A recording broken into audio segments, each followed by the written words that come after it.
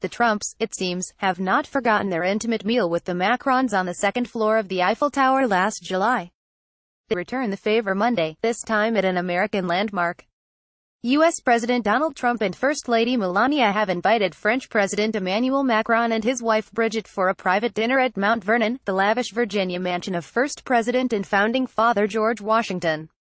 It is also a symbol of the special relationship between France and the United States.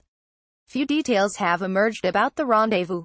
The site, a majestic 18th-century colonial estate in one of America's most visited homes, will close 4 hours early for a private event. In 1961, the Kennedys and their guests arrived at Mount Vernon by presidential yacht.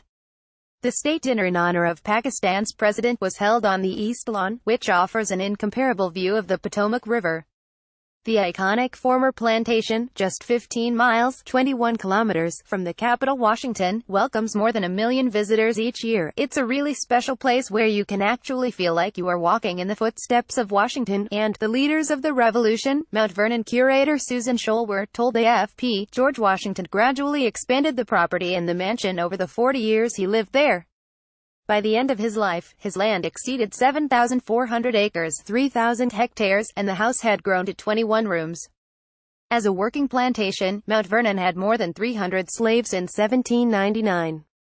In his will, Washington mandated that his slaves be freed upon his wife's death. An adopted French son. Visitors line up to tour the mansion at Mount Vernon, a symbol of the special relationship between France and the U.S. Saul Loeb, AFP. George and Martha Washington in there.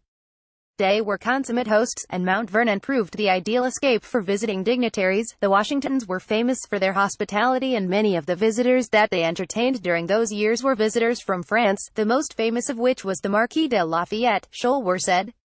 The French hero of the American War of Independence became so close to Washington that he was like an adopted son, she added. Imprisoned during the French Revolution, Lafayette even sent his son, George Washington Lafayette, to take refuge in Mount Vernon. A prime symbol of friendship between the two allies hangs in the mansion's central hall, the key to the Bastille prison in Paris. The heavy wrought iron key was a gift from Lafayette to Washington shortly after the start of the French Revolution, on behalf of the people of France. Even though Washington never traveled to France, it was clearly an important part of his personal history, as well as the nation's history, the curator said. Carole Elbaz, a French woman living in the United States who came to enjoy a sunny outing at Mount Vernon, said, "We've heard about Lafayette. That's what connects us to our history. Macron may walk Monday in the footsteps of Lafayette, but he is far from the first." President Valéry Giscard d'Estaing attended a formal ceremony here with President Gerald Ford in 1976 to mark America's bicentennial, while President Nicolas Sarkozy was hosted by George W. Bush in 2007, former Prime Ministers Georges Clemenceau and Aristide Briand, as well as General-turned-President Charles de Gaulle, have also visited, while French undersea explorer Jacques Cousteau marked his 75th birthday at Mount Vernon in 1985 with a party featuring 2,000 guests.